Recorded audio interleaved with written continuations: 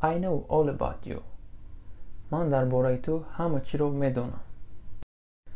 سلام علیکم تماشابینان عزیز.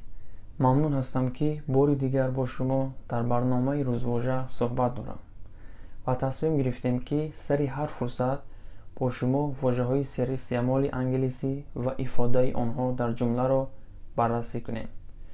واژه امروزه فعل to know دانستن می باشد. بیایید با این فعل در زمانهای حاضره ساده، گذشته ساده و آینده ساده جمله می سازیم. بیایید رفتیم. زمان حاضره ساده present simple. I need to know more about the job. I need to know more about the job. با من لازم است که درباره این کار بیشتر دانم. I know all about you. I know all about you. من درباره تو همه چی رو میدانم. باید گفت که to know در زمان حاضره ساده در شخص سیوم به شکل knows استفاده می شود. She knows a lot about the history of the town. She knows a lot about the history of the town. او درباره تاریخ شهر بسیار می‌داند. He knows you are coming. He knows you are coming. او می‌داند که شما آمده ایستاده. زمان گذشته ساده past simple. من می‌خواهم به شما یک قاعده فعل‌ها را بگویم.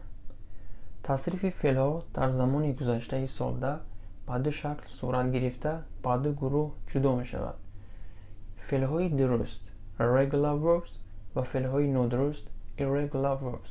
در زمان گذشته ساده فعل‌های درست تغییر شکل نمی‌کنند. ما تنها در آخرشان پسند ed همراه می‌کنیم. فعل‌های نادرست باشد تغییر شکل می‌کنند. برای مثال فعل to know در زمان گذشته به شکل knew استفاده می‌شود. I knew very well what he wanted. I knew very well what he wanted. من خیلی خوب می‌دانستم که او چی می‌خواست. She acted as if she knew nothing about it.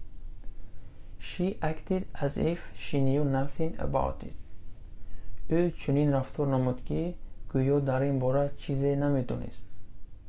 She taught him everything she knew. She taught him everything she knew. او هر چیزی که می‌دانست به وی آموزاند. She looked at him and knew that he was angry. She looked at him and knew that he was angry. او به وی نگریست و دانست که او خشمگین است. زمان آینده ساده future simple. باید گفت که پیش از فعل‌ها در زمان آینده ساده کلمه will گذاشته می شود. We will know the truth one day. We will know the truth one day. ما روز حقیقت را خواهیم دانست. Read and you will know my child. Read and you will know my child. بخوان و تو خواهی دانست ای فرزندم. We will know by tomorrow night. We will know by tomorrow night. ما تا پگاه شب خواهیم دانست. تماشابینان عزیز و گرامی، هیچگاه از یاد نبرارید که ابونه شدن شما مسئولیت است بر ما. تا ویدیو آینده خدا حافظ.